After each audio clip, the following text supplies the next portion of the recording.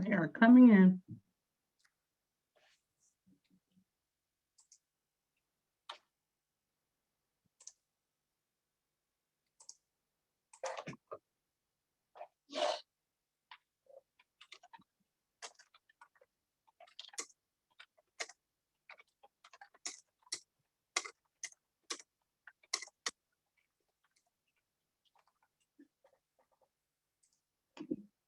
Hello, everyone. So we're just going to take a few minutes here to allow everyone to enter the room, and then we will get started. Thank you all for being with us today. Thank you for taking the time to participate and listen to this message that Daniel Bornstein has to provide for us today. Good afternoon. This is Daniel Bornstein. I want to first make sure that you can all hear me adequately. So can you please kindly confirm that I'm heard well for this? David, where's his hand? So yeah, they can definitely hear you. We have quite a few people who confirmed it. Thank you so much for that. Perfect. So first of all, I want to thank the East Bay Rental Housing Association for inviting me to participate and conduct this webinar. We are in a very, very difficult time as a society, as well as for all of us, especially owners of rental property, and especially owners of rental property in the state of California, who are experiencing, in some respects, the complexity of a COVID scenario with rent control, just cause eviction rules, non-payment of rent, COVID rent debt, and a slew of new rules and regulations that are creating a whole host of complexities for you. What I'm going to do today is get you through the basics so that you are in a better position to address some of the things that you are faced with as a rental property owner in the East Bay. So with that, if you would change the slide. Okay, 1 second here. So we have about 2 more minutes, Daniel, and then we're going to start recording, and then we can start if that's okay. Oh, okay. I started too soon. No problem. Yeah, it's okay. People are still joining us, huh? Yes. Mm-hmm.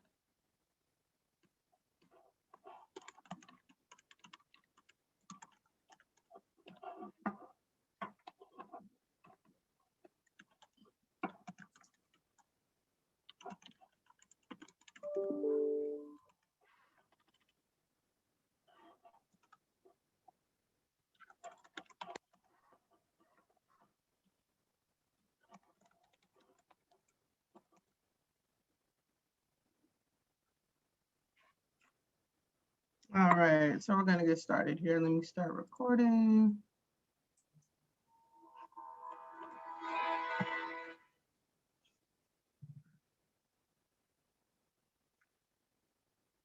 All right. Okay, proceed. Hello again, Daniel Bornstein. First, I want to thank everybody for joining, and also thank East Bay Rental Housing Association for inviting me. My hope is that after about an hour and a half of discussions and questions, you'll have a better understanding of how to deal with this very, very complex time in this community, as well as a owner of rental property. I can only tell you that I have never been faced with the onslaught of new rules, new regulations, moratoriums, county moratoriums, state laws, and the confluence of all of that. The good news is, my hope is that after today, you'll have a little bit of a better understanding of where we are and what you can hope to accomplish with the new rules and regulations that have come on recently. So with that, if we would change the slide, and I'll go over the agenda. So the agenda for today is for me to go over in summary SB 91, which is the new law that basically elongated the COVID Tenant Protection Act and made it more difficult in some respects to seek court intervention on failed landlord-tenant relationships, but on the other hand has created potentially a pool of wealth for you to tap into in the event you are able to secure some of the COVID rent debt from the government. And we'll talk about that. There is also a very important notification requirement that is due by the end of this month that we will focus upon and make sure you're all ready to provide those notifications if necessary. I'll go over the process of collecting rent debt and then talk about rent increases, the eviction moratoriums, tenancy terminations during the COVID pandemic, and how I like to conceive of avoiding court, if at all possible, and focusing on voluntary surrender of possession agreements. So with that, I think that's the agenda, and then I will be leaving more than enough time to answer individual questions people may have. And my expectation is that through the questions that are being asked, we'll learn even more, because many of those questions are going to be germane to your particular situation. I will say to you as follows: there is no monopoly on judgment and truth as it relates to landlord-tenant matters, especially in this environment. So the advice I give is predicated upon my own experience, and you are welcome, and I also welcome you reaching out to alternative counsel to see how they see your particular situation and how they would handle it. I will say the following: avoid court at this juncture, if at all possible. And I say that in the beginning of this so that you understand that my suggestion is try to insulate yourself from having to access the court, because the court is suffering from many of the same things that we're all suffering from, which is shelter in place, the inability to access the bureaucratic approach to dispute resolution because there are no jurors easily accessible. The clerks are overtasked. There aren't easy access to the court, which means getting involved with the court is something that you should not expect to accomplish your goals as rapidly as before pre-COVID pandemic. So with that, why don't we turn the slide? The general rule is as follows. Many of you were expecting that February 1st may be a new phase in the COVID landlord-tenant relationship.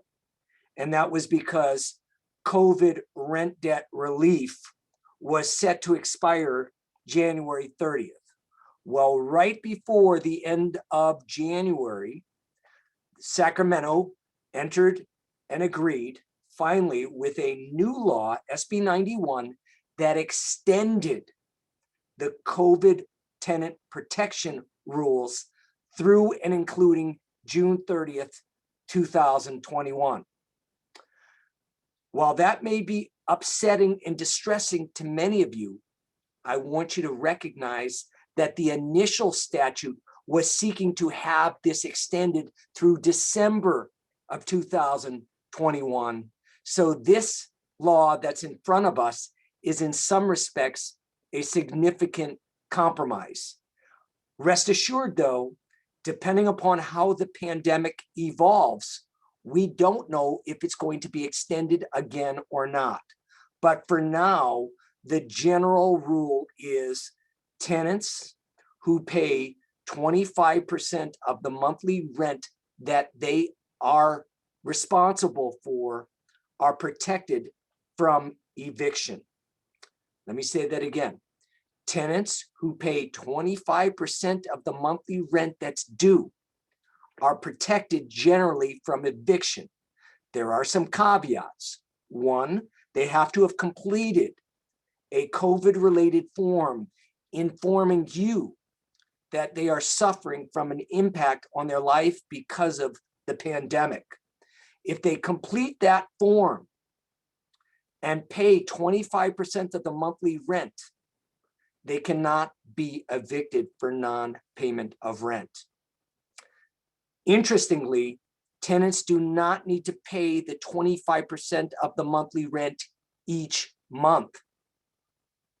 For debt that's accrued from September through June of this year, tenants can pay all of that 25% by the end of June, which means you could be sitting with the tenant who has completed a COVID hardship form, not paid you the rent for many months, and you are stuck at this juncture awaiting a determination if a tenant is indeed going to make that 25% payment by the end of June. And so many of you are sitting with COVID rent debt, not knowing what to do. And I've been practicing law for about 26 years now. And normally pre-COVID, I'd have clients call me and say, Mr. Bornstein, my tenant owes me $4,000. My tenant owes me 2 months rent, $3,000. My tenant owes me $1,800, 1 month's rent. And every once in a while, I'd have a client say, Mr. Bornstein, my tenant owes me $15,000. And I'd immediately say, where have you been? Have you been sleeping at the wheel? Why is the debt so large? Well, interestingly, and not surprisingly, currently, I'm having many people call me and say, Mr. Bornstein, a tenant owes me $22,000. A tenant owes me $18,000. I have $15,000 of unpaid rent. I haven't been paid since May of 2020. What can I do? And I then have to tell them, I'm sorry, but because of the pandemic, there are now rules that regulate what you can and can't do. And it is unfortunately very distressing. I don't have easy solutions. SB 91 has elongated the delay in recovery of rent, and it also has preempted local jurisdictions from changing certain rules, except for those rules that were in place by August 19th, 2020. And this has directly to do with rent debt. So when we talk about the rules now, I want you to remember rent debt isn't going to be changed with an Oakland moratorium at this point in time because they cannot change the law as of August 19, 2020. So let's move on. Here are the additional tenant protections that have arisen out of SB 91, and this is important. The middle one is key. Remember, no late fees on rent debt until after June 30th, 2021. If a tenant at the bottom provides you a payment, you're not entitled to apply it retroactively to back rent charges. If it's designated for February payment, it's applied for February payment. And then this big one, and we will get into the particulars of this shortly, but if you do not participate in seeking third-party government rental assistance, the court may impact whatever damages you can be awarded in court. Let me say that again. An additional tenant protection is that if you do not agree to participate in the state rental assistance program, you can have your damages minimized in court due to your refusal. And what does this really mean? This really means that there is now a public policy throughout the state compelling and prompting and pushing owners to work with tenants to recoup COVID rent debt through state assistance. And I will say this, the silver lining on the extension of this law, SB 91, is that there is now a pot of money available for landlords to recoup rent debt that has arisen during the pandemic. There are numerous rules and regulations involving that. But for those of you who are sitting around with large debt accumulating because of a tenant not paying the rent, you may have a new source of funds available. You just need to be aware of it. And you should congratulate yourself for participating in this webinar because you're now being informed about it. Let's move on.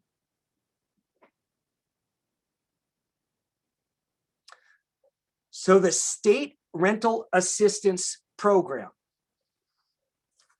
there's a great deal of talk about it, but interestingly, the infrastructure has not been set up.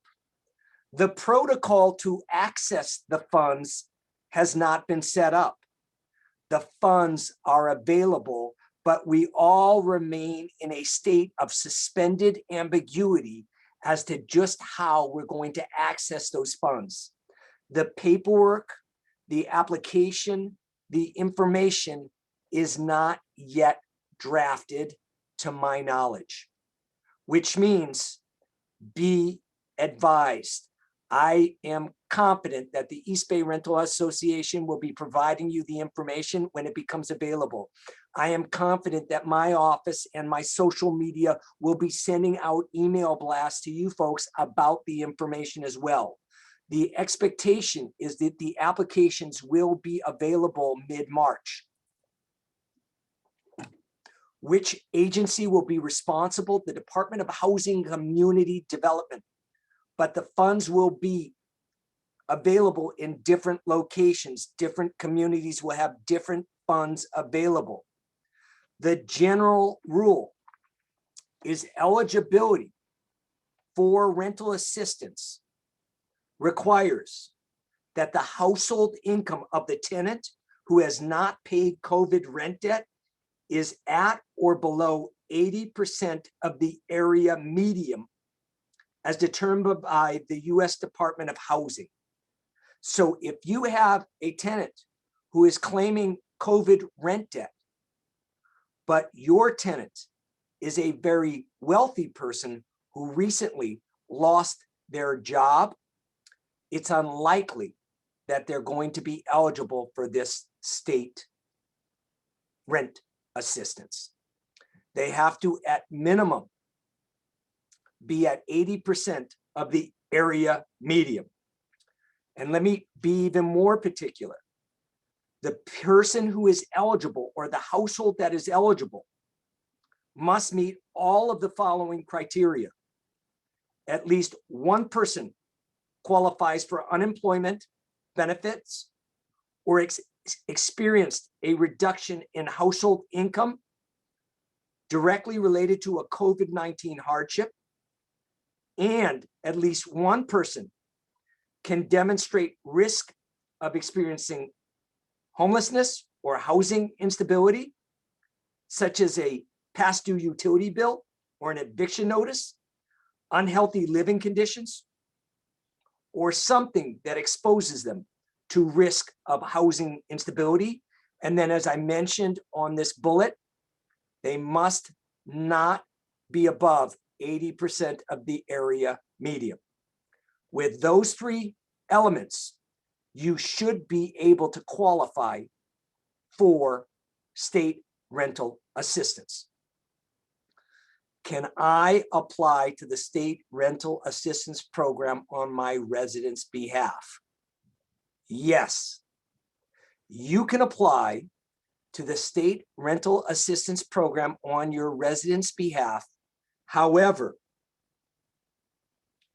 you must get tenant cooperation. The exact process for applying right now is not yet known. However, you're going to need to work with your resident in submitting the application because they're going to need information about that household in order to make a determination as to whether that household qualifies or not. What does this mean? It means right now, it is essential that instead of creating a polarization between yourself and your resident experiencing COVID-related hardship, you ought to start thinking collaboratively about accessing this state rental program. Why? If you're not communicating with your tenant, you may not be able to secure the necessary documentation and cooperation to apply. And why do I want you to apply? Because securing COVID rent payment through the government will be a better ultimate decision than trying to seek it from a tenant either through the courts, through small claims in August, or through a non-payment of rent eviction. It's simply going to be easier, more prudent, and the public policy is pushing all of us to work with the state to access those funds. Let's move on. How much money for past due rental debt will be paid through the state rental assistance program? The maximum you will be entitled to recoup is 80% of the unpaid rent debt that has accumulated from April 1st through and including March 31st, 2021.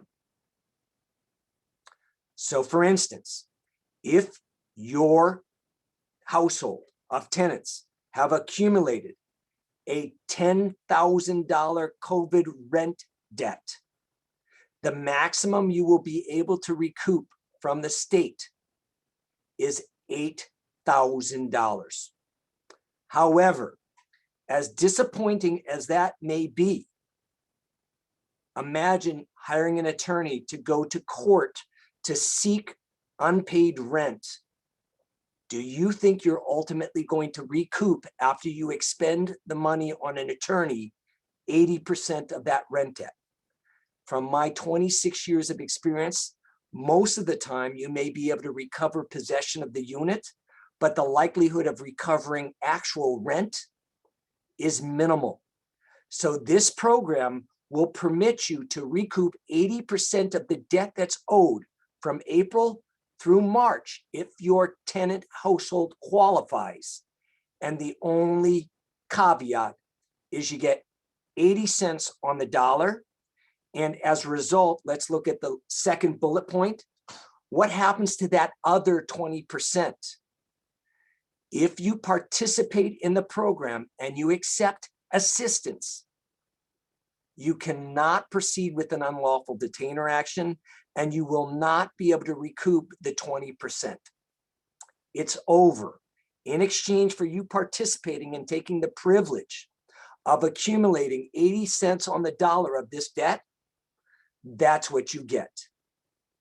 Now remember, it only covers a period of April 1st through and including March 31st. We don't know what's going to happen April, May, June. For right now, the tenant is supposed to be paying 25% of that debt, as we discussed earlier. Most importantly, though, because I've emphasized that there's a strong policy towards your participation in this program, you have to come to terms with an understanding that if you come out of this pandemic having recouped 80% of the amount of money owed to you, you've done very well for yourself, because the alternative is a big fat zero, not having payment, a tenant remaining in possession of the premises, and maybe having to wait until July before you can even begin the eviction process. Do I have to accept rental assistance provided by the state rental assistance program? This is interesting. Generally, you don't. However, there is a state law that says you're not to discriminate against a tenant for the source of income or the location of where the funds can come from. So if a tenant seeks state rental assistance and secures it, I would not refuse it. I would participate in it.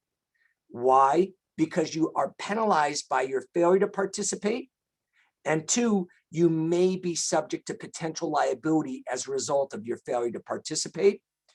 If you do not want to participate in the program and you do not cooperate with the tenant, the amount of money you're entitled to receive is only 25% of the debt versus 80% of the debt. And so once again, as I've emphasized, now is not the time to create a polarization between yourself and your tenants. It's now the time to have that hard communication, that engaged communication, saying, hey, by the way, there's a program where we can work together to resolve some of your rent debt. I just need your participation. I want you to know that there's going to be documentation occurring. There's going to be forms that will need to be completed. I will spearhead the approach, but I gotta have your communication, engagement on it so that we develop a win-win situation for both of us. I get some cash flow, I get some of the debt paid, and you get the remainder of the debt released. And if we don't get to that cooperation, then we're both going to suffer. So I can only tell you that this new law has created a metric where people need to cooperate in order to accomplish goals. And my suggestion is now is the time to start thinking collaboratively with your tenant about being quick to get this documentation in place. I have been informed that there is sufficient funds available to cover the rent debt that has accrued. I'll believe it when I see it. And just like any other government program, I strongly recommend that you try to be proactive and get early in the process than get delayed. Let's move on.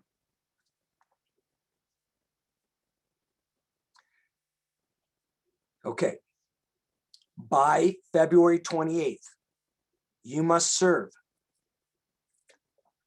any and all tenants who have not paid rent or a portion of it between March 1st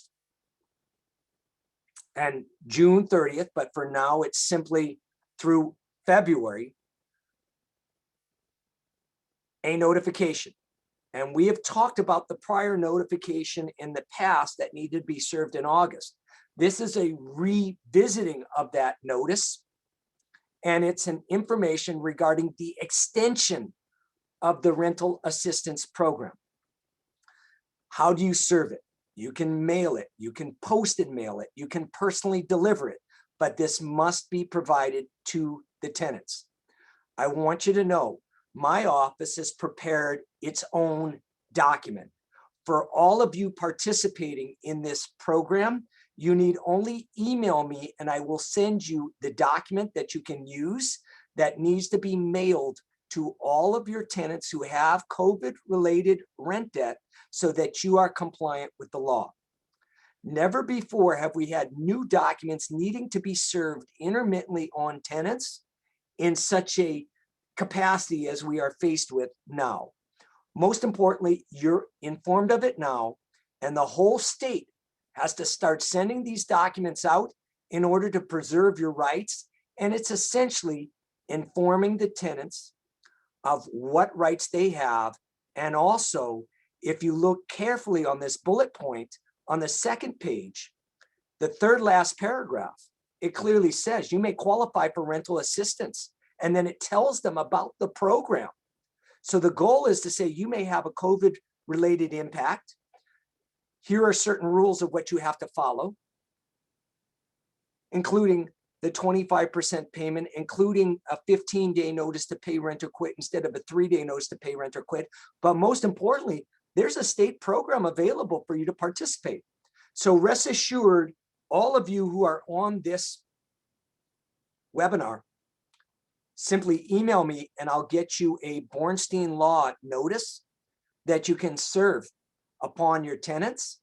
And when I say serve it, the law was pretty clear. It says you can mail it. When I mail something completed to tenants, I not only mail it, but I take a picture of the envelope, make sure it's properly addressed. I make a picture of the stamp on it. I take a digital photo of it to ensure that I have documentation that I did what I said I did. And if you're at the least bit uncomfortable about the risk of just the mailing, you're always entitled to complete the document, post it on the door, take a digital photo of the document on the door of the unit, and also follow it up by mailing. Then you complete a proof of service that you keep for your own use. This notice is required throughout the state. Doesn't matter if you're subject to Oakland just cause eviction rules. Doesn't matter if you're subject to Berkeley just cause eviction rules. Doesn't matter if you're subject to San Francisco just cause eviction rules, whether you're in Walnut Creek, Richmond, Contra Costa County. This document must go out if your tenants have not paid a portion of rent that is accrued from March of 2020 through and including June 30th, 2021. For now, though, of course, it's due in February. Let's move on.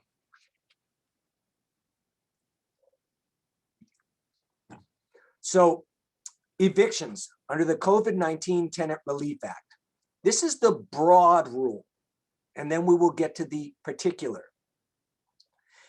We have normally pre-COVID, when a tenant does not pay the rent, we had the right to prepare a 3-day notice to pay rent or quit.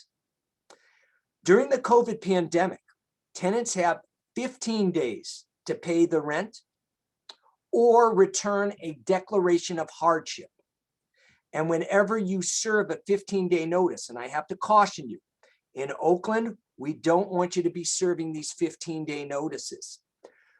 Whenever you serve a 15-day notice, you have to include the declaration of hardship. And if the tenant fills out the declaration of hardship, the rule is they have until the end of June to pay 25% of the rent debt. Now, remember, what we're going to focus on is not pursuing a rent demand with a 15-day notice. We're going to be looking at the state rental assistance program to recoup the debt. However, for the sake of your knowledge, I want you to understand that it's now a 15-day notice. And remember, if we have a tenant who comes up with 25% of the missed rent payments, and they return a declaration of hardship, the 75% of the rent that is due and owing is not deemed to be rent debt, but it becomes consumer debt after June 30th. You cannot evict the tenant. You can go to small claims court to recoup those funds. Many of you were waiting for that small claims court opening to arise in March. It's now been extended. And this is where it gets very tricky, where I think public policy has failed. When you are able to potentially recover possession of a unit by demanding rent, you often are likely to recover the rent because of a tenant being concerned about the loss of housing. During the pandemic, a tenant need only pay 25% of the rent, fill out a hardship, and the remaining balance is converted to consumer debt, which means you can take a monetary judgment against the defendant, but you're not going to be able to evict on that rent debt. Also, importantly, for those of you who are not in a just cause eviction jurisdiction or are believing that you're exempt from the Oakland just cause eviction ordinance, or believing that you're exempt from the Berkeley just cause eviction ordinance or the Richmond just cause eviction ordinance, the state law has extended just cause terminations to all tenants through June 30th, 2021, which means the expiration of a fixed term lease is not a basis to evict. And again, as I started this dialogue, we want you to avoid going to court. Why? The court is cumbersome, challenging, full of delay. The tenant attorney community is arbitraging that delay to elongate cases, making it even more frustrating for owners to accomplish the goals that they have set for themselves at the inception of the lawsuit. So all things being equal, we want to seek the unpaid rent debt through the state rental program. We want to be compliant with our rights and rules.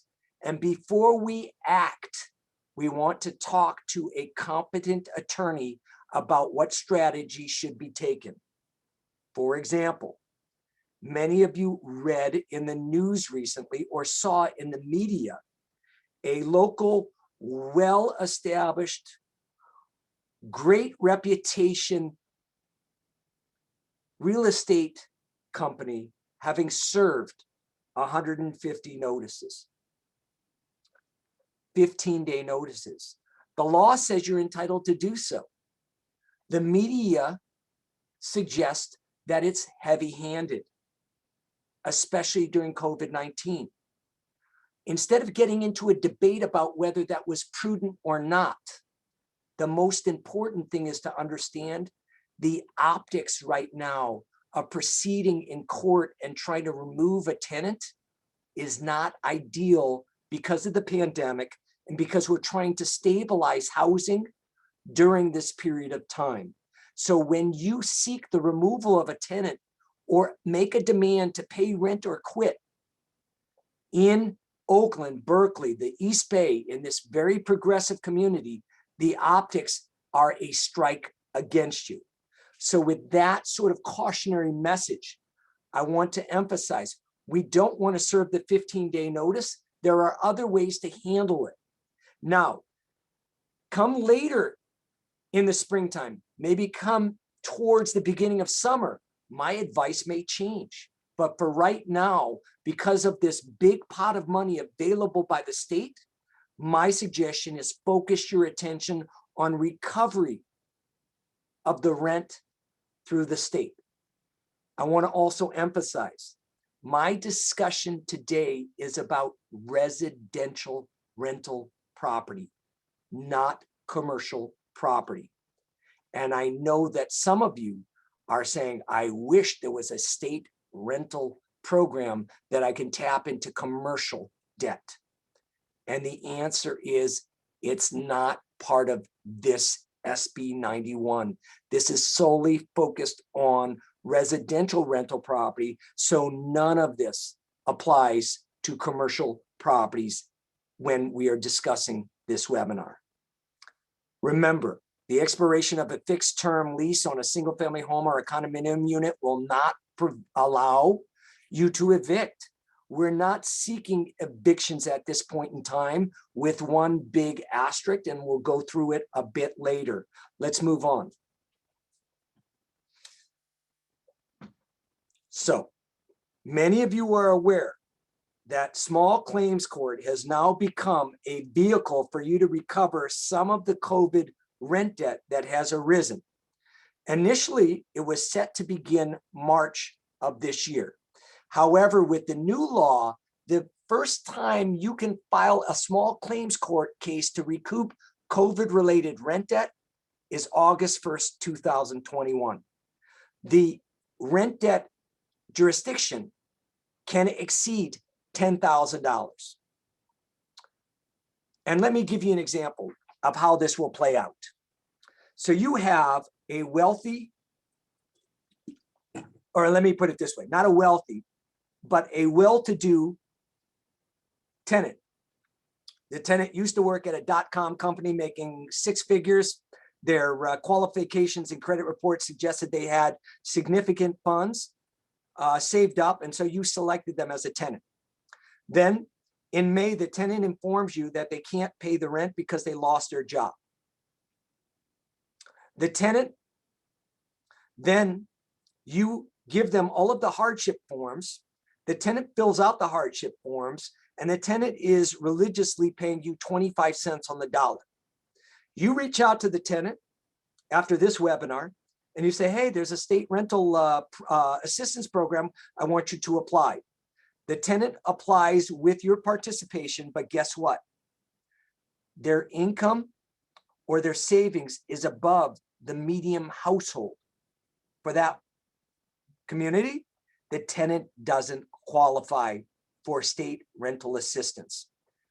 The tenant, by the end of June, has paid you 25 cents on the dollar of the rent that is owed.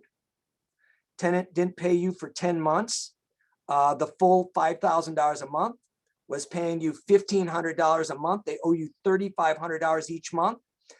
You times that by 10, the tenant owes you $35,000 come the end of June.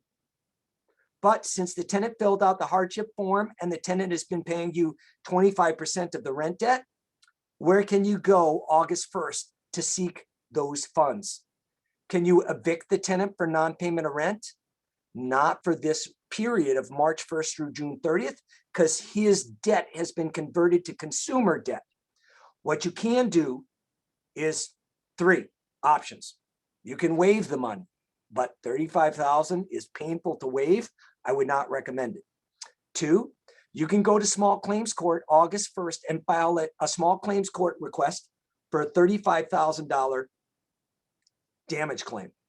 Why do I like small claims court? You don't have to hire an attorney.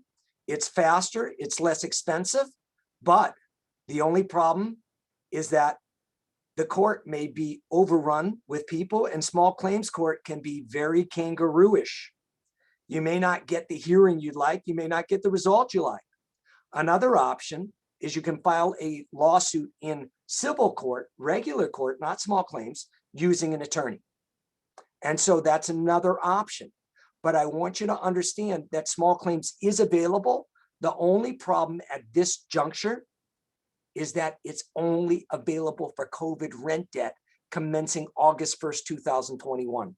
So in this situation, you're sitting with a tenant inside your unit, accruing a debt of $3,500 a month.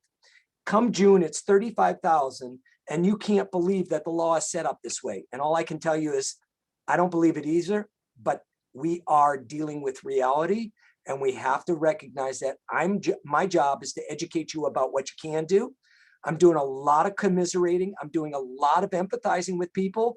I don't have that many other choices at this point, except for to say, keep track of your debt. What do I mean by that? I mean that when someone is accruing rent debt, I intermittently send them an email with the tenant ledger informing them that they currently have a rent debt of this amount. I keep track of it so there's no misunderstanding. I always want the tenant to understand I'm not waiving the rent debt, it's accruing. The only time I'm going to waive the rent debt typically is either if I'm getting a voluntary move out, 2, I'm participating in the state program and I'm trying to recoup 80% of the debt, or there's some other reason or justification for it. Otherwise, I'm just accruing it, recognizing that sometime in the summer, in August, I may have to go to small claims court to recover a judgment. The one thing that you need to remember is a judgment is a piece of paper that says the tenant owes you the money. It's enforceable, but that doesn't mean the tenant opens up the wallet. It just means that now you can go to a debt collection company and have the debt collection company pursue the individual. Or you may seek wage garnishment, or you may have other methods to actually recoup those funds, but it doesn't mean that it happens immediately. All things being equal, I'd much prefer taking 80 cents on the dollar than chasing a tenant into small claims court come late summer. Let's move on. Eviction moratoriums. So I want you to understand that never before has there been a confluence of different rules and regulations than what we have right now. I thought 2020 was going to be a discussion of state rent control, state just cause eviction rules, and then I would teach people the interrelationship between Oakland rent control and just cause eviction rules and state rent control, state just cause eviction rules. But then the pandemic occurred and different communities created different rules. The general rule for me is I look at the Alameda County eviction moratorium. I look at the Contra Costa County Eviction Moratorium. San Francisco is a city and county. I look at their moratorium. Individual cities have their own rules and regulations, and it's a patchwork of complexity. Most importantly, if you're contemplating doing an owner move-in termination, if you're contemplating Ellis acting a property, if you're contemplating pursuing a tenant because they subletted the premises without written consent, before you make a move, talk to an attorney who's handling landlord-tenant issues in that jurisdiction. For Alameda County, right now, health and safety are the types of evictions that are permissible. What does that mean? Where a tenant is vandalizing a building, when there's fighting going on inside a premises, where there's drug dealing, where there's violence, where there's arson, we can get to the court. But a non-payment of rent case on a tenant who didn't fill out a hardship form and didn't pay their 25% on the dollar, that's not going to be something that you're going to be pursuing in the Alameda court system. The Alameda court system is operating at a snail's pace. Contra Costa is a little bit better. So before you decide you want to engage with the court, you really need to know what the moratoriums are, where the exemptions are, when they're expiring, and most importantly, if you can avoid the dispute, because even if we are dealing with something that's exempt, getting into court and having the cases evolve is a slow process. For example, if I go to a settlement conference in Alameda right now on a case, and I'm not able to settle the case, the judge may very well continue the matter until April, May, and you will be stuck waiting in court, waiting for your case to evolve, when it may have been prudent and more prudent to, instead of going to court, see if you can resolve the matter voluntarily. Right now is not the time to run to court. I will say there are situations where you must run to court. Drug dealing, violence, arson, those type of behaviors, you go to court. Playing music at late hours of the night, not an ideal choice at this point in time. You're not going to even be able to proceed with it in Alameda County. It must be significant in order to proceed. Rest assured, I'm able to counsel you on this. It is on a case-by-case basis, and I would need to know exactly what you're contemplating in order to give you the advice as to whether you should proceed at this point in time or not. And then when we consider all of this, we always remember the optics of evictions at this point in time are a disincentive to proceed if you can avoid it. So with that, let's move on. Buyout strategy. So I always talk to my clients and in my seminars about trying to do with buyout agreements, negotiated voluntary move-outs. Now, generally, if a tenant wasn't paying rent, and I was talking about this 4 months ago, I was telling you it's better to have a non-paying, it's better to have a vacancy than the tenant who is not paying you rent in the unit, because a vacancy allows you to find another tenant, get your rent, and start cash flowing again. However, with the new law that allows you to actually recoup COVID-related rent debt from a state program, you may consider, instead of seeking a vacancy right now, you may consider a tenant who's having difficulty paying the rent, at least try to get that state participation in recouping the rent debt before you seek the vacancy. Why? Because you get 80 cents on the dollar. Why else? Because as many of you know it, who have portfolios in the East Bay or in the North Bay or in San Francisco, vacancy rates are up, market rates are down, and a vacant unit may take a longer time to actually re-rent. And it may be prudent to keep a tenant who is not paying rent, but is communicating with you their hardship, and you think they may qualify for the state rental assistance program, keep them in until sometime in April. Maybe get that rent debt that's owed to you and then deal with the possible surrender of possession agreement.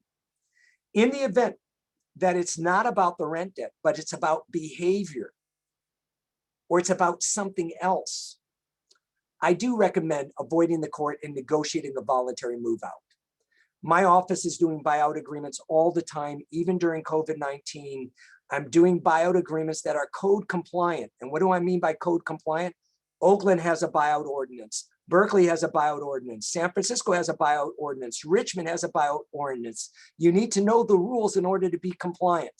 And I can only tell you this: if you're not compliant and you do a deal where a tenant is getting a waiver of rent and $5,000 to vacate, and they vacate, but you didn't comply with your obligations in that jurisdiction, the tenant can move out, take your $5,000 and still sue you. When we do buyout agreements, the whole goal is to recover possession, get the vacancy, and also get a complete release of claims arising out of the tenancy. What's going to be interesting, for instance, is as follows. I have a single family home. I have an in-law unit. The in-law unit is not a legal unit. The general rule under state law, appellate court law, is that collection of rent on an illegal in-law unit is not permissible. Yet my guess is that for those of you who have tenants in in-law units who are not paying rent during the COVID pandemic, I think you're going to probably still be able to recover some of those funds from the state registry. Generally, though, for an in-law unit, if a tenant stops paying rent, I don't want to go forward with a non-payment of rent eviction in court because it's not a permissible unit. Instead, I want to negotiate a voluntary move out. I will waive the rent in exchange for you voluntarily vacating and agreeing not to pursue a lawsuit against me now or in the future, even those lawsuits you don't know about. My office prepares that all the time. Generally, these 8 questions are what I need in order to prepare the buyout. Name of owners, name of the tenants, the address of the unit, when is the tenant vacating, how much are you paying them, when are you going to pay them, are they still paying rent, and are you returning the security deposit, or is the deposit forfeited? With that information, I can generally prepare the buyout agreement. Again, though, I have to emphasize, you need to make sure you know your jurisdiction. In San Francisco, even if a tenant signs the buyout agreement, they have 45 days to change their mind. In Berkeley, even though a tenant signs a buyout agreement, they have 30 days to change their mind. In Oakland, it's 25 days to change their mind unless it's agreed to otherwise in the document, and then it's 15 days to change your mind. If you don't have these disclosures in your document and you don't disclose it correctly, the buyout agreement does not insulate you from the risk of being sued even after a tenant vacates the premises. So with that being said, I have now talked, as I suggested I would, for about 45 minutes. If we can change the page. I want you to understand the following. The East Bay Rental Association is a wonderful organization providing great information about what's happening. I also follow the East Bay Rental Association because I like what they provide. It's in your best interest to keep informed of the law, especially during this pandemic. If you are interested, we also provide you information. You merely need to email me and we'll get you on my email blast list. Follow me on Facebook, link up with me on LinkedIn, but rest assured, I will continue to educate people as I have done so throughout the duration of my professional career, because I love the process of education. And I think it's very empowering for you to get a sense of how I see disputes. And the whole goal is to avoid them if you can. Avoid engaging with an attorney unless it's necessary, and do not make a move, especially during the pandemic, without first a bit of counseling so you know you're making a good decision as opposed to a decision that jeopardizes your real estate investment or ends up imprudently. For instance, I've told you I'm not so sure I want a vacancy right now with the tenant not paying rent if the tenant is willing to participate in the state rent payment program, because I want that money before I do anything else. Then I can negotiate a voluntary move out with the tenant and maybe get a tenant who's cash flowing, a new tenant. But right now, with the situation we face with the vacancy rate and market rates trending downwards or maybe recently stabilizing, you've got to be smart with your real estate investment. And that's ultimately what I'm about, which is making good decisions about your real estate investment and recognizing that deciding to pursue a dispute is a big decision. And if you can avoid it right now, please do so. So with that, I want to thank everybody for listening, and I will take questions, and I will just try my best to answer the questions that I can. And the ones that need additional attention, I'm happy to answer by email or do a bit of research and get back to you on it. Go ahead. Okay, Daniel, we have quite a few questions in our Q&A section of the webinar. So we have our first question from Garrett Reek. He asks,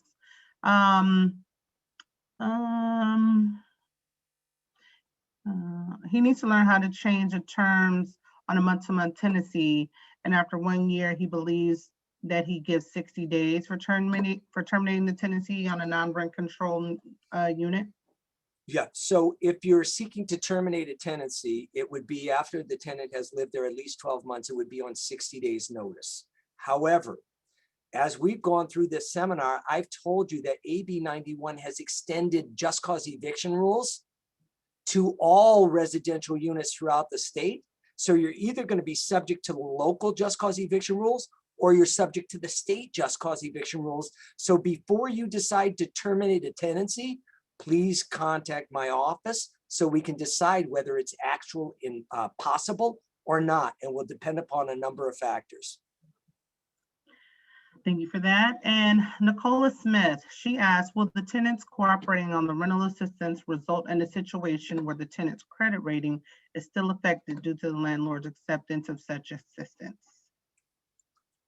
I don't know whether there's going to be any impact on a tenant's credit by failing to make COVID-related rent debt payment. I will tell you this though, in the new law, and when I say AB 91, it's a 54-page new law that came into effect about 12 days ago, 54 pages.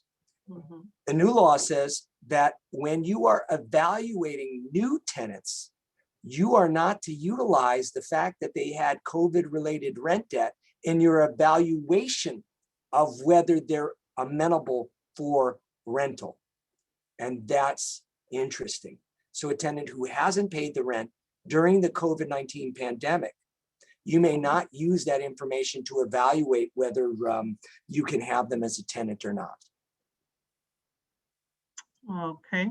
And our next question, I hope that helped Nicola. Our next question comes from Helen, and she asks, are we allowed to send the 15-day notices in Alameda County this time around? The AB 3088 15-day notices that were created last September were unforeseeable per the Alameda County Eviction Moratorium.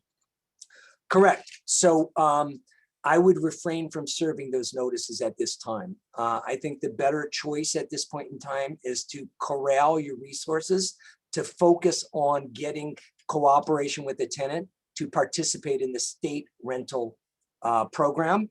If in fact you're not getting anywhere with tenant and they're simply not communicating with you, then I recommend you reach out to me. I can send a hardship document. I can also write a letter to a tenant. And I've been sending generic letters to tenants by my clients, which says, Dear John, be advised, you owe this amount of money in unpaid rent. We understand that COVID has changed many of the rules regarding rent. However, the debt remains. Please contact my office to discuss the current situation and your accruing rent debt.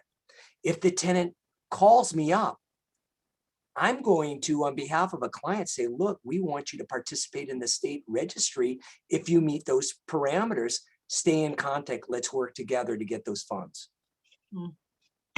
Nice. Francis McGarry, he asked, what state options are available for rent not paid after March 31st, 2021? Unclear. The amount of money that came to California, I believe in total was like $2.6 billion. That's a lot of money. I don't know to what extent it will remain. My unfortunate assessment is that there may be some corruption and people accessing those funds that shouldn't, but there's no indication that there'll be an extension of those funds after March. The assumption right now is the tenant's got to pay 25% of that, and the balance is going to be transitioned to consumer debt. Our next question comes from an anonymous attendee. They ask, what happens if the tenant refuses to cooperate with the application process? Do they only get 25% of the rent then? If a tenant refuses to cooperate in the application process, I don't think you're going to be able to source those funds, because the expectation is that before the funds are going to be released to you as a landlord, they're going to need to know if the tenant meets the criteria that they have laid out. So absent tenant cooperation, I think you're out of luck. While the interesting thing is the money goes directly to you, it doesn't go to the tenant. And another question from an anonymous attendee as how does the tenant show a notice of eviction when eviction and eviction notices have been prohibited since COVID began? Does the 15-day notice with declaration count? I would think that that's what they're referring to in the statute. So 15-day notice. And remember, this is a state law, right? And so other jurisdictions throughout the state did not prohibit 15-day notices to pay rent or quit. It's just in certain jurisdictions such as Alameda County or Oakland, do we have this issue of serving these notices? But if the tenant can show an unpaid utility bill, if they can show unemployment benefits, if they can show that they have no income at this point in time, I think they're going to be eligible. Thank you for that. And our next question comes from Judy. She asks, if tenants have been paying up until now, does that mean we have to send the notice even to tenants who have been paying since the form is due February 28th? How do we know by February 28th if they will have debt later on through June 30th? So the tenants who have paid all of their rent up to this date need not be served the notice. If in March or April a tenant doesn't pay the rent, my suggestion, serve the notice. I'm a big believer in serving notices when available, and generally it's a good decision to be proactive on it. And it's not necessarily harmful to serve notices of this sort to those tenants who are paying the rent. However, I don't want to create a metric where tenants who are paying the rent read the notice and say, hey, I can stop paying the rent and then you can go to the state rental agency to get assistance. I wouldn't want that to happen. So I'm only really going to be focused on those people who have accrued rent debt thus far. Okay, our next question comes from Anita Bahaj, wondering what do they do about those tenants who have vacated the property and has unpaid amount due? Can they still collect from the state, and do they need to serve them any notice? Very good question. I don't believe you're entitled to go to the state for this rent debt, because the whole public policy behind it is existing tenants stabilizing their tenancy while they're in possession of the unit. If a tenant is out of possession of the unit and their tenancy is over, you can go to small claims court or you can go to regular court to proceed and get a judgment. And that's the unfortunate aspect of this, which is if you negotiated voluntary move-outs on tenants just a month ago when they had a lot of rent debt, well, maybe in retrospect, you should have waited for this new law, but who would have known that? Only in retrospect do you know if good decisions are being made. Generally, I like vacancies, but right now I may want that rent debt to be covered by the state. So you're out of luck with the state registry is my understanding if the tenancy is over. Okay, thank you for that. And it says, why not serve the 15-day notice in Oakland? What about Berkeley or other rent-controlled cities? The reason being is that Alameda had a moratorium on evictions of anything but public safety and health.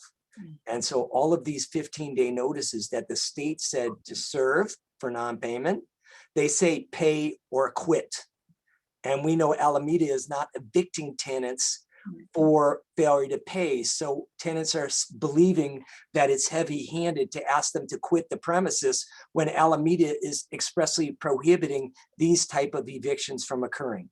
And that's where the confusion and the complexity arises. And if you recall, East Bay Rental Housing Association members, when the new 15-day notice came out, there was an email blast that was sent by IBRA that informed you not to serve the 15-day notice in Richmond or in Oakland. I still believe that right now I wouldn't serve those notices. I think, again, I may write a letter, I may send a tenant ledger balance, but right now I'm not going to do that until I get a better sense of where we are with the Alameda moratorium. It's set to expire, but the new law specifically stated that you can elongate just cause eviction rules locally, not rent regulation aspects of the statute. Go ahead. Nice. Our next question comes from an anonymous attendee. They want to know, how do they find out what 80% of the median area median income is? You can, if you do a good Google, you will find it, and then it's region specific throughout California. And then it's dependent upon how many people are in that household. So there's a lot of metrics about it, but it should be published and you should be able to get that information. And I presume that that information will be available as part of the application paperwork when it's finally available for people to complete. Okay. Our next question comes from Caitlin regarding AB 3088 and SB 91. It says prohibits late fees on COVID rent debt until June 30th, 2021. That is only applied to those who have completed a COVID hardship statement. I don't believe so. I think it's for that period of time. I would not be imposing late fees on people at this point. Michael asks, his tenant owed from February. Is he able to get any funds from February on? Yes. The question is how, right? February. February is outside of this period of time. And so you certainly can go to small claims court for that.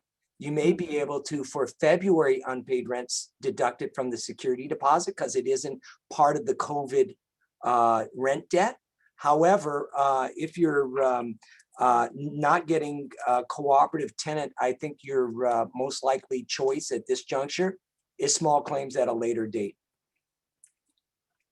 Okay. Remember, generally, the general rule, and there are some nuances to it, but generally on a non-payment of rent notice demand, you're only allowed to demand up to 12 months behind, and we're now in March, and that's a February debt. Okay, our next question comes from Elizabeth Ann Williams. She asked, can we access state funds if the tenant has already vacated or deceased? And what about roommates? And some roommates are only paying 25% and the lease is joint and several. And what about going after the guarantor of a lease? Are there any protections for the guarantor? Very good question. So all of a sudden we start to get these nuances, and normally with the law you have 20 years of appellate court decisions to articulate what the actual exceptions are. If, as I mentioned before, a tenant who is no longer in possession of the unit, I don't believe you're going to be able to recoup rent debt through the state program. So for deceased or tenants who vacated, you're on your own. It's just standard debt. Go to small claims court, hire an attorney. For those roommates who are in possession of a unit and they're only paying 25% of the rent, I believe they're treated as occupants, and therefore you should be able to recover the funds from the state registry. If you look at the PowerPoint slide presentation that I presented, and you look at the form, that is that extension form that you have to send by February 28th, it asks you to list not only all tenants, but anybody in occupancy at the property. So I believe that you're going to be able to recover rent debt that's accrued for anybody in occupancy. The only thing is, the devil will be in the details. If the form requires you to provide a written lease agreement and that person's not on the written lease agreement, who knows if the bureaucratic inertia is going to make it difficult for you to recover that rent debt. My hope is that the forms are relatively easy to complete. The forms anticipate that there may be tenancies that involve oral agreements. There may be tenancies where the people on the lease are no longer there and there's subsequent occupants in the place that are not paying COVID debt, but who knows right now? And what I would do is I would invite Ibra to welcome me back when we see those forms, and maybe I give a discussion on how to complete the forms and you can ask me the nuances, because I really don't know until I see the documentation. Perfect. We are preparing to post our notices for our members on our website, and it'll be available shortly. Perfect. So our next question comes from an anonymous attendee. They're asking if their tenant broke their lease due to being laid off because of COVID-19. Doesn't the tenant still owe, and are they able to get any assistance with forbearance? So if a tenant signed a fixed term lease of 1 year and they lost their job, let's say in September, and their lease was through the end of February, if they vacated, they're in breach of their agreement. You are entitled to proceed against them in breach of contract for the remainder of the lease term, assuming you tried to mitigate damages by trying to release the place. Whether you decide to proceed with that or not is your decision. But technically speaking, if someone signs a lease agreement and they lost their job, that doesn't obviate their obligation to pay you for the full lease term. It does require you to try to mitigate by trying to re-rent though. Perfect. And Caitlin has another question. Caitlin asks, aren't corporations limited to 5,000 in recuperation in small claims? Is this being changed to small claims when it has to do with accrued rent debt? So small claims jurisdictional limits have increased for COVID-related rent debt. So it's above 10,000. As it relates to different entities, I have to look back at the law to see if there's any limitations on it. But the general rule was that the state wanted the pursuit of COVID debt to be within small claims because they know that there's going to be a large volume of people trying to proceed and they don't want to clog the system in the regular court. And they recognize that many landlords will decide to use the small claims court. And so they have elevated the jurisdictional limits on how much can be sought. Now, I gave you the example of 35,000 on that one tenant who did not qualify for the state rent relief, but was accruing 10 months of 75% of the rent that hadn't been paid. Thank you for that. And Ming has a question. Ming asks, how do you deal with Section 8 tenants who are not paying tenants portion at all? Since the Section 8 tenant doesn't have income, how does Ming recover the 80% of the state money? That's a very good question. I would presume that you're entitled to 80% of their portion of the rent that has not been accrued, their rent debt. Mm-hmm. But you know, when you start to get into nuances like Section 8, where Section 8 covers 85% of the rent and the tenant hasn't paid 15% of their pro rata share, how the state treats that they may simply say, well, you've already recovered 85% of your rent, so you're not entitled to it. And those are the examples of the devil is in the details, and there's no guideline right now as to how this organization or this state agency is going to treat that scenario. We'll see, and you'll probably either be surprisingly excited that it was covering 80%, or you'll simply say, Daniel, I didn't get any of the money because I've already received 80% of that rent. Thank you for that. Our next question comes from Michael France. He asks, if a less than 12-month fixed term ends during an eviction moratorium period, preventing you from exercising a legal 1482 termination, does that law provide for such exercise after the moratorium, or is it silent on this scenario? I believe that what you have is a month-to-month tenant, and then you can decide after the moratorium is over whether your rights permit you to simply terminate on a month-to-month tenant, just like terminating on a fixed term lease. Thank you for that. Okay. And our next question comes from Elena Lieberman. She has an Oakland tenant that is month to month and has no COVID-19 issues and is a well-to tenant, but that tenant is not paying his entire rent. And he also has shortfalls in December 2020 and January 2021. What is the next step? Well, the first next step is to, despite your belief that it's a well-to-do tenant, I would still go through the process of proceeding and seeking whether you can recoup some of that 80% of the rent debt through the state rental agency. I would send out the COVID forms before the February 28th date.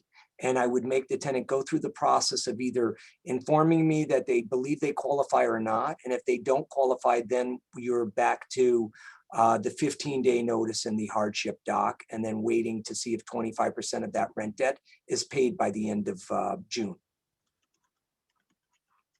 Okay, thank you for that. An anonymous attendee asked if a resident recently began paying partial rent due to COVID, do we need to sign SB 91 forms notice as well as the notice from August 2020? I would serve this new notice. We have a question from the chat. What happens if the tenant refuses to cooperate and sign any papers during and before COVID-19? The tenant is not paying a partial of the rent before COVID-19. Can they evict now? So no. Right, they wouldn't be able to evict now. And again, I would be reticent to do much except for if it's pre-March debt, you could take it out of the security deposit.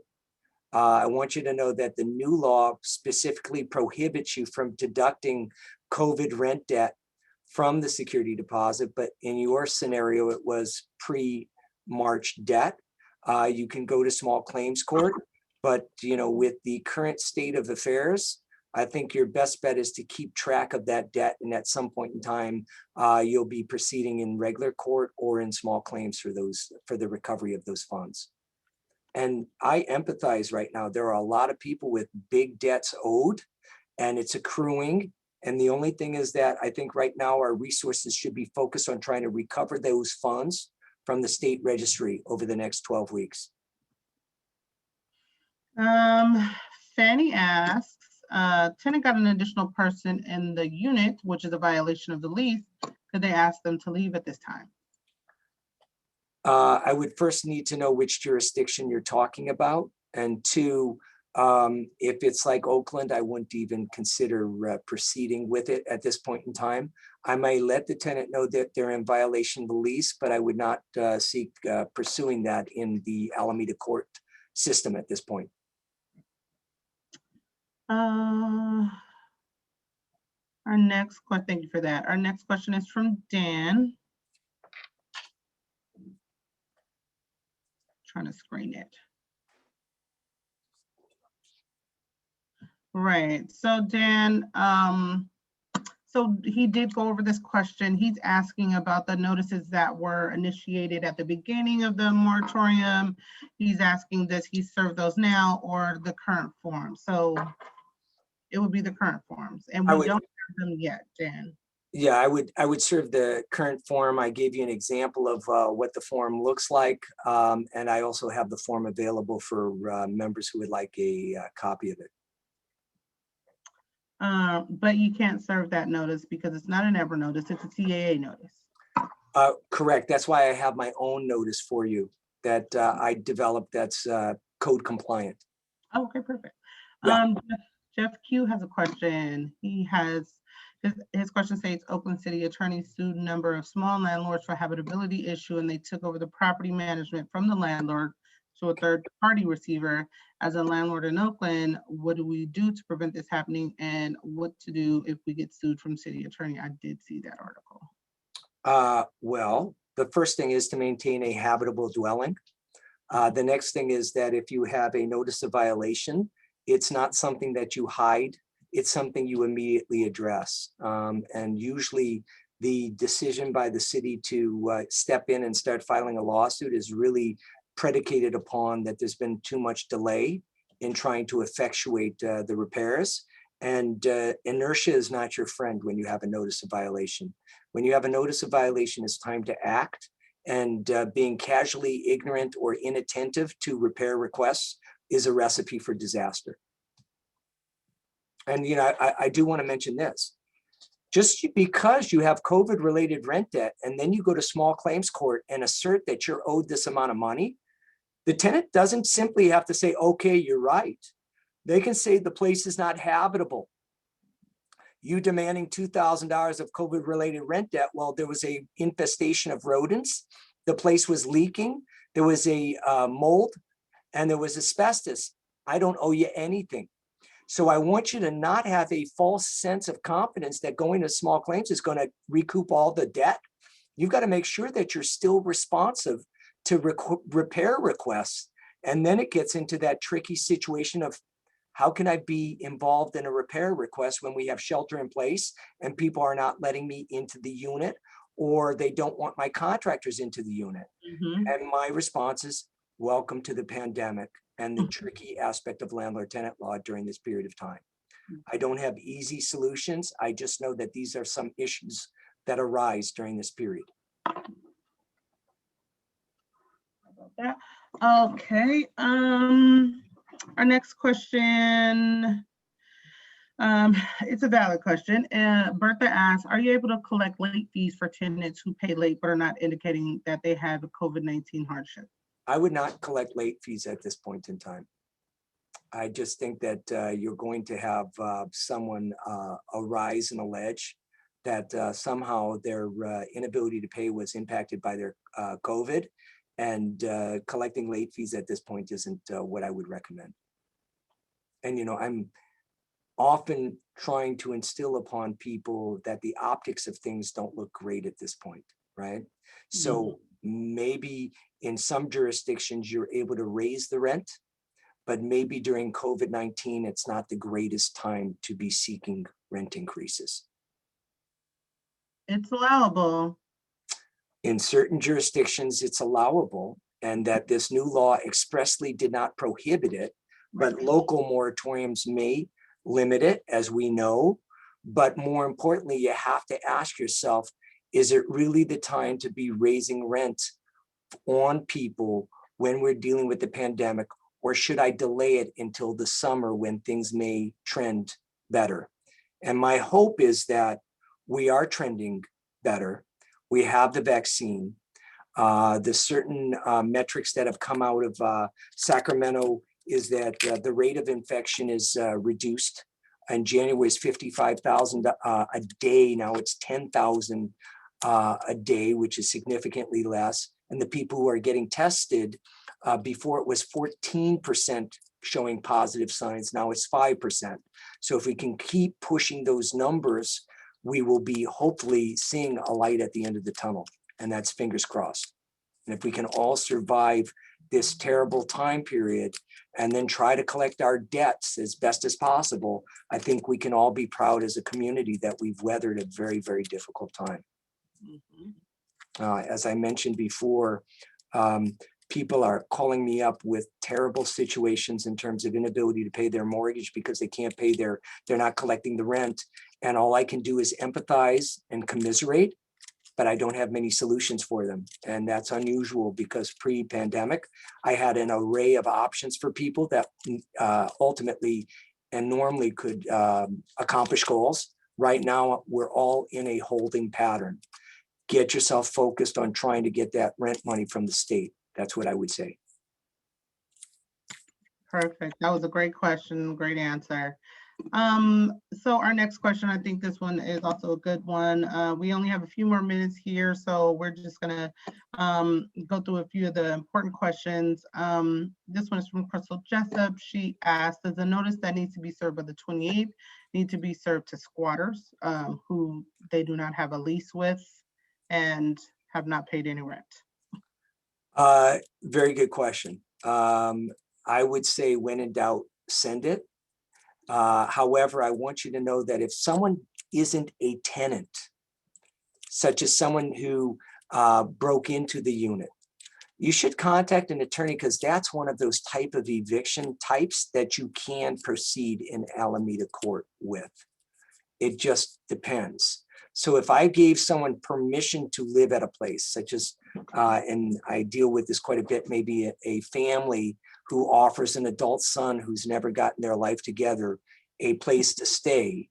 The adult son has never paid rent, doesn't pay utilities, has just lived there at the invitation of the family. That's not a tenancy, and you can remove the person during the COVID pandemic because their rights are not the same as a tenant's rights. But it depends upon the facts, depends upon the circumstances. And remember, regardless of whether they're a tenant, a licensee, or a squatter, they're likely to get free representation from the Berkeley Community Law Center, the East Bay Community Law Center, La Raza, or many of these other advocacy organizations. So it's not simply a button where you press a button and someone is removed from the premises. It's a process, and that's why you want guidance from an attorney. Perfect, thank you for that. And our next question comes from Shantae. She asks, in regards to sending balances, they send balances monthly, but some residents argue this is harassment and a violation of the tenant protection ordinance. Is there any truth to this? I see no harm in sending monthly statements. Monthly statement is consistent with the monthly rent, and you provide an update. To the extent that you find it that it antagonizes a tenant, you can always decide to send it on a once every 2 month basis. There's no harm in it. The most important thing is that you're keeping good track of the debt. And if a tenant feels abrupt and harassed by being informed that they haven't paid the rent, well, you can respectfully say, all I'm doing is keeping track for both of us as to what the accrued debt is. I mean no harm other than to inform you of what you owe me. And that's certainly not harassment. Okay, thank you for that.